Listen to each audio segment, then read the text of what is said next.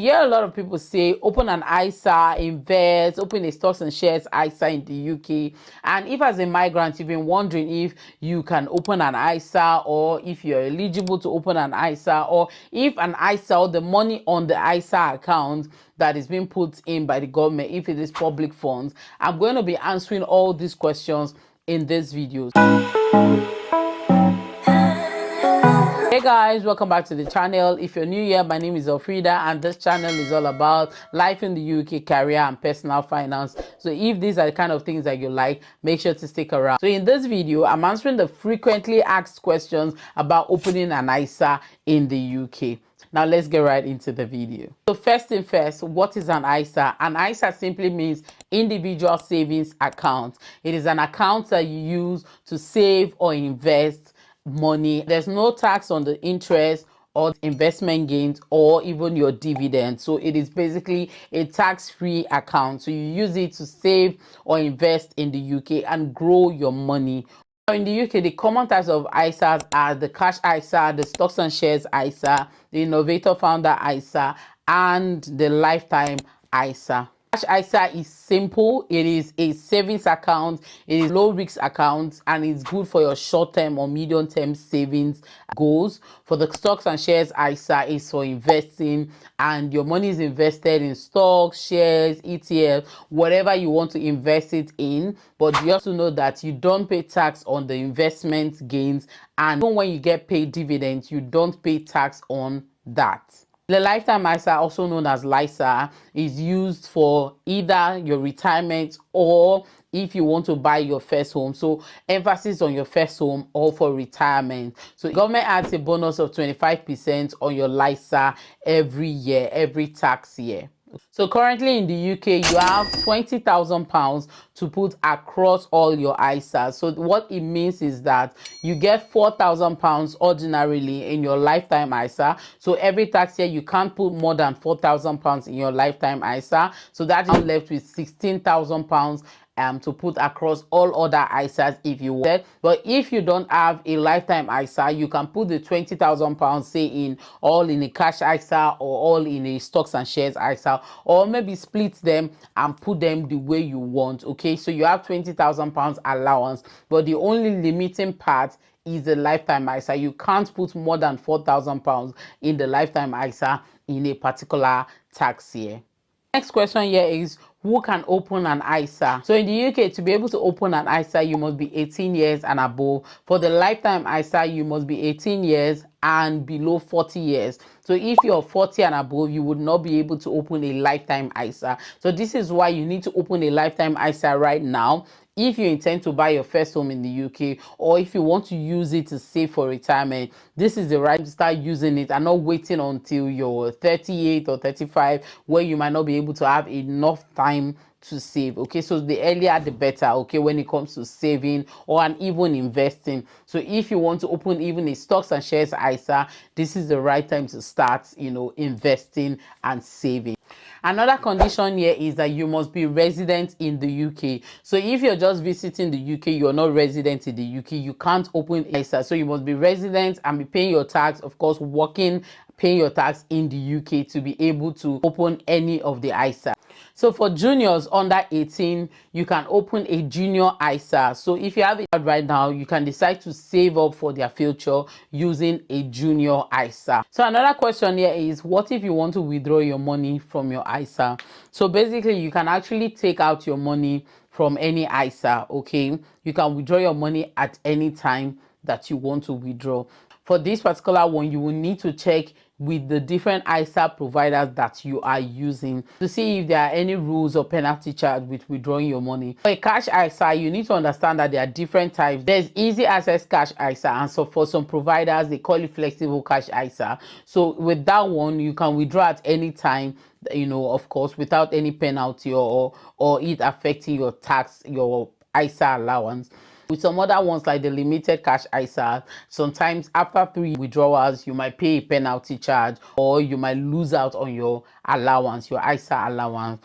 The other one is a fixed cash ISA. Now with this one, your money is locked for 12 months or 3 years or 5 years, depending on the fine print. So that's why you need to read. I always say this, to read and make sure that if you don't intend to keep that money for that long, then don't open a fixed cash ISA. For the stocks and shares ISA, you can always withdraw your money at any time, and this will be in the form of selling your stocks or your shares, and then withdrawing the money from the sales. Okay, that's the way you can actually withdraw from your stocks and shares ISA. But when it comes to investing, it's advisable, of course, not to sell immediately just because, of course, there's a dip or the market just dip. This is something that we're going to be discussing as time goes on, as we talk about investing and how I'm currently investing. We're learning together. We're going to be learning about investing. For the lifetime ISA, you need to understand that there's a penalty charge whenever you withdraw. So there's a 25%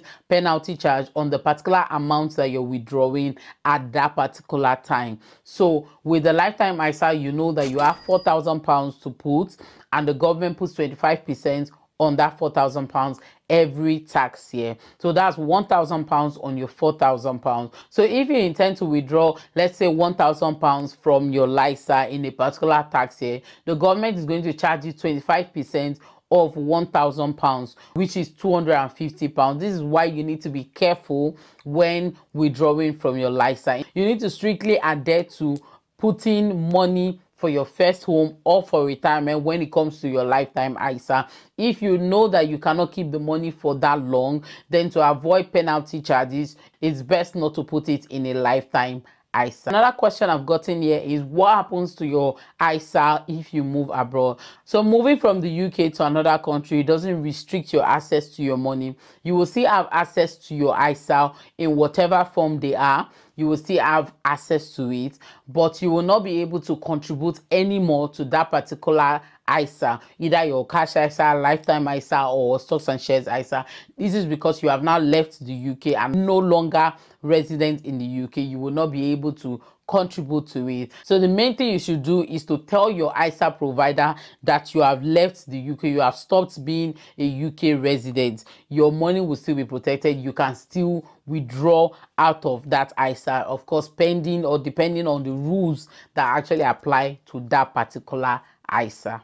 So the good thing here is when you return to the UK and become a UK resident, you can now continue paying into your ISA again. So another question here is your money safe in an ISA? Now, this is a very good question because this actually matters.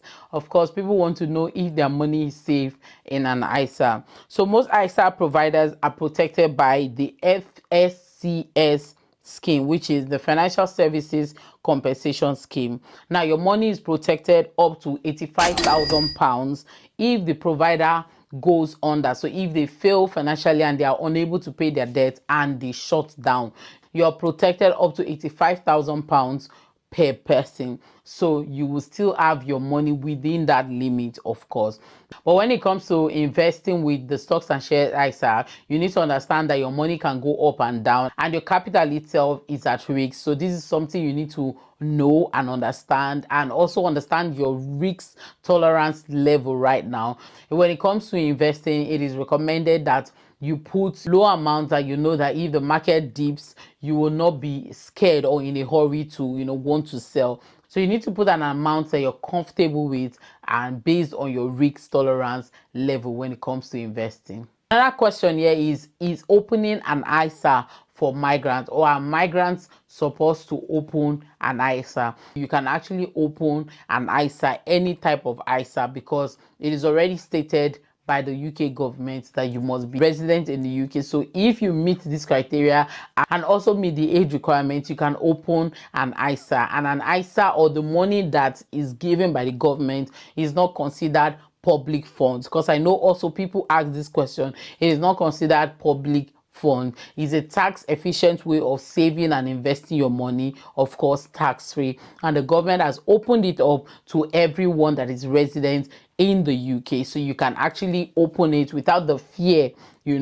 of it being against your immigration policy or immigration rules or sponsorship rules. So the last one is, what mistake should you avoid when opening an ISA? So the first mistake you should avoid is waiting for too long to actually start, to actually open. You can start with as little as £10, £20, £30 to save. So you can save this, you can invest, of course, I'm going to be doing a detailed video on investing and every other single thing that you need to know as I journey through my investing era. Okay, make sure to sit tight and turn on notification for those set of videos that I'm going to be doing. Okay, the next thing that you want to do is stop trying to get rich. So with savings or investments, you need to stop that mentality of trying to get rich or trying to be in that scheme, that make money fast kind of scheme. You need to get rid of that mentality when it comes to saving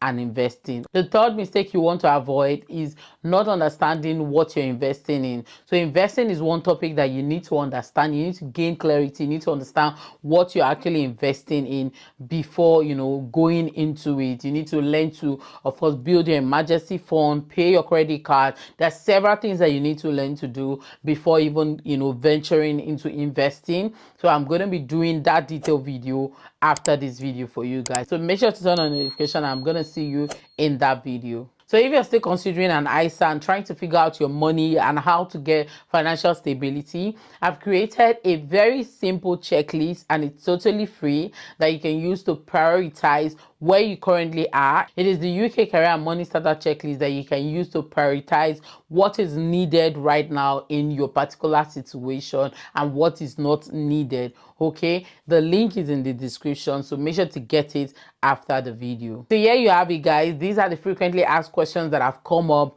when it comes to opening an ISA in the UK. If you have any other questions, let me know in the comment section, and don't forget to like, subscribe. It helps me, it encourages me, and it helps me know that you like videos like this, and it makes me want to do more. So till next time, I'm gonna see you in my next video. Bye.